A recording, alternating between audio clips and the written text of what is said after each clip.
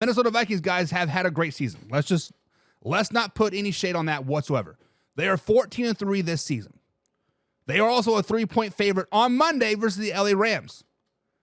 They have been put up in this tier 1 of teams by many people out there in the business. When I say tier team, I'm talking about teams like the Buffalo Bills, like the Kansas City Chiefs, like the Philadelphia Eagles, like the Detroit Lions. Those are the tier 1 teams, in my opinion, going into this year's playoff. Many people are putting the Minnesota Vikings up in this tier 1 category.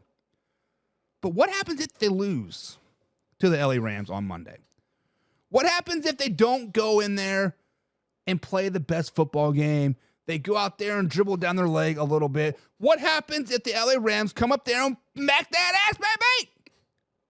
Are they officially overrated? Can we officially call the Minnesota Vikings overrated if they lose the game on Monday, which they're favored by 3 points, which people are putting them in this tier 1 category, and which people are saying, hey, this is a Super Bowl caliber team? What happens if they lose on Monday? When you look at the Minnesota Vikings, guys, so far this season, they were swept by the Detroit Lions. Yes, I understand the Detroit Lions are a good team. They are a Super Bowl caliber team. Hell, they might go to the Super Bowl. They're a really, really good team, but you got swept by the Detroit Lions this season.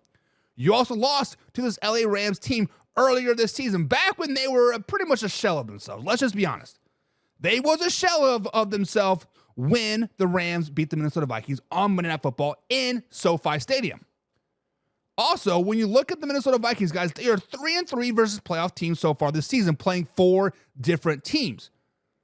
2 of those wins come from the Green Bay Packers, and 2 of those losses come from the Detroit Lions. So 3-3 on the season. On the other hand, though, they did have the 3rd hardest schedule in the NFL behind the Steelers and the Patriots per Sharp Football Analytics. This was before the season started, right? Now they're like 28th, I believe it is. When you look at the Minnesota Vikings, guys, they started off the season 5-0. Then they lost back-to-back games to the Detroit Lions and the LA Rams, like I said they were going to. And then they won 9 games in a row to end a loss to the Detroit Lions. Sam Darnold has played an outlier of a season. Let's just be honest. He has not played his average. He is an extreme outlier. You can draw a cat and whisker box on it, and he would be way over here. He's the outlier this season. 2024 NFL season is the outlier for Sam Darnold this season. Why is it an outlier? He's never played a full 17-game season. Actually, a full season in general. 16, 17 games, whatever. He's never played a full season. Between injuries and getting benched and traded and being backups, he's never played a full NFL season until now. He has never thrown for 4,319 yards in a season. Hell, before that, his highest total was only like 3,100 yards. His rookie season. He has never had this many wins in a season either. Hell, his whole total win before the season was 13. He has 14 so far this season. He has played out of his mind. Many people are saying, hey, Cinderella is going to strike at some point. Midnight is going to strike on the Cinderella team at some point. Is it going to be versus the Rams? Is it going to be versus the Detroit Lions? Or will it happen in the Super Bowl? It is going to happen at some point in this season. But the question is if they lose on Monday to the LA Rams, can we officially call them overrated? And I'm going to say yes. They are an overrated team, an overachieved team, an overhyped team if they lose to the LA Rams on Monday. You cannot be deemed a Super Bowl caliber team, be 14-3 on the season, and then to lose to a team like the LA Rams. I'm not saying that the LA Rams are a bad team. I don't want you guys to take my words and twist them. The LA Rams are a good team. They are a hot team, but they are 10-7. They do have a 37-year-old quarterback, 36-year-old, however old he is. They do have a defense that's ranked 25th in the NFL.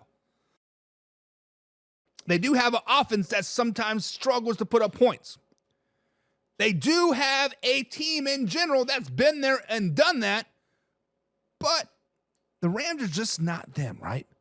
They're just not quite them. I don't know what it is, but I just can't put my finger on them, and I cannot say that they're a dominant team. They're a good team. They have spurts of greatness, but they're not dominant, but they're not like bad either. They're right there in the middle of the road C team, right? Guys, if the Minnesota Vikings lose this game, which I expect they will lose this game. Sorry, Laura. Sorry, the rest of the Vikings fans out there, Jesse Pineapples. When the Minnesota Vikings lose this game, I am going to come here on Tuesday, and I am going to troll the living crap out of you guys. Let's just call a spade a spade.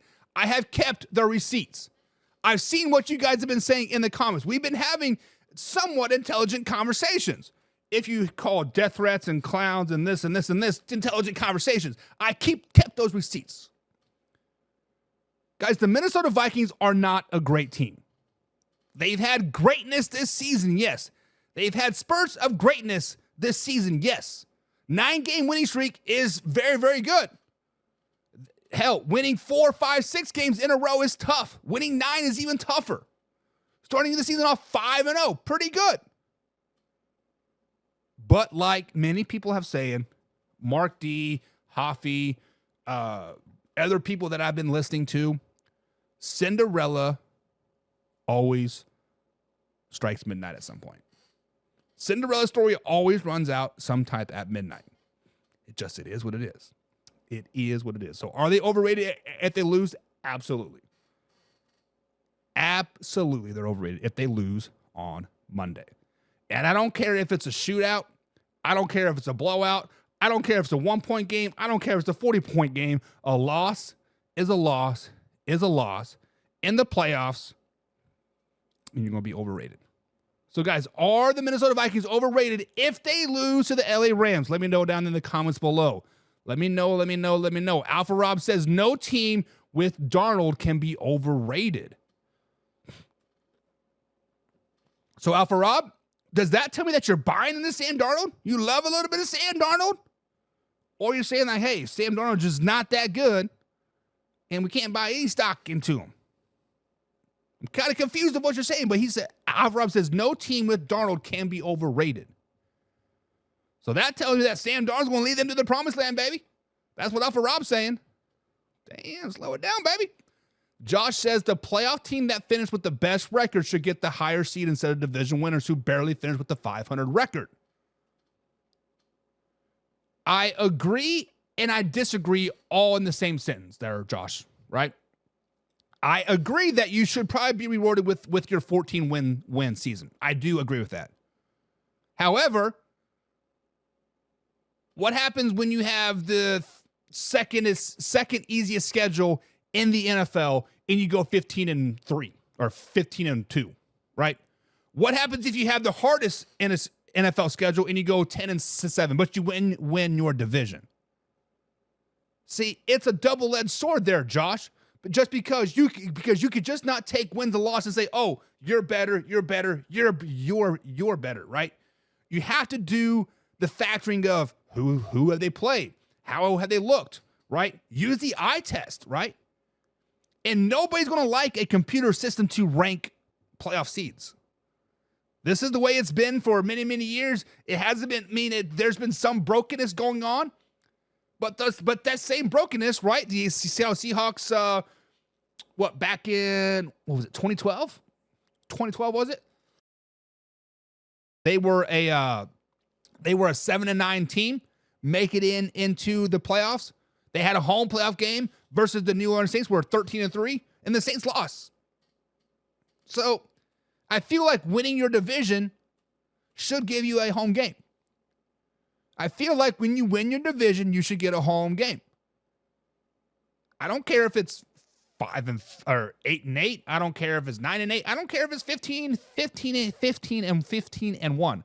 I understand those are all 16 games, but whatever, right? You get what I'm saying. You win your division, you definitely deserve a home game. And Mark D says Vikings are back to being Fugazi.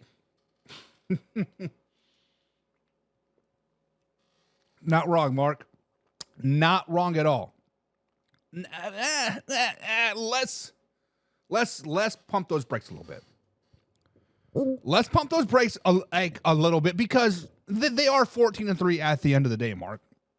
They did have the third hardest schedule in the NFL this season, per back in May. They finished with the 28th hardest schedule, if I'm not mistaken, per Sharp Football Analytics. They've had a rough stretch of games, right? Still 15 or 14-3 is pretty good record.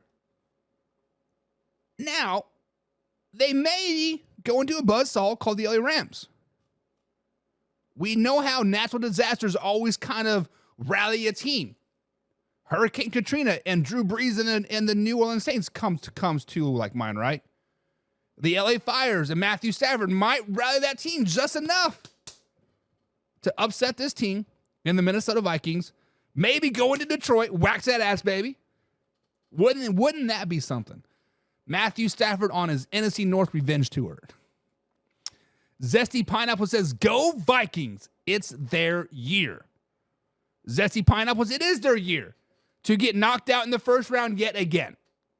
It is their year. And he says, what time on Tuesday? We are live every Monday through Friday at 9 p.m. East Coast time. We here, live, raw, and uncut. San Diego 1601 says, bolt the F up. Listen, as a Kansas City Chiefs fan, San Diego, 1608, I'm scared of the Chargers. But the Chargers need to get past the Houston Texans. Let's just slow it down, baby. Let's just slow it down, baby. Laura says, Buck, I do not like you right now. She says, go suck on some nuts. Pepe says, how can you bolt up when you have no nuts? Not wrong. Zessie says, nah, maybe if the refs do their job, maybe we have a chance.